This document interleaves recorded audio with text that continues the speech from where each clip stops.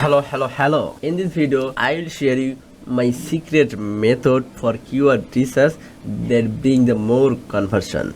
You can use this method and you can find the most relevant keyword for your businesses. Before starting this video, introduce myself. My name is Amin. I'm a top rated digital marketing specialist on Fiverr and Upwork. I'm available to help you. If you need any help, let me contact on my WhatsApp and email. Let's go. First of all, please watch this website. They mainly offer weight loss services.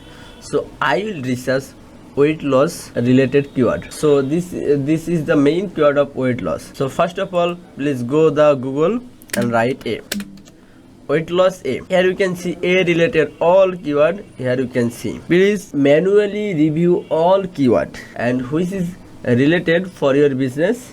The select, then use B. You can if you check weight loss before and after, weight loss based medicine, this is maybe I think the relevance and the powerful keyword that's being the more sales. So use C. Here you can see new keyword.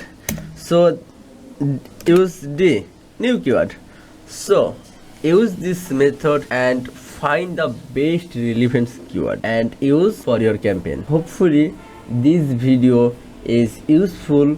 This video help you to get the find the best keyword.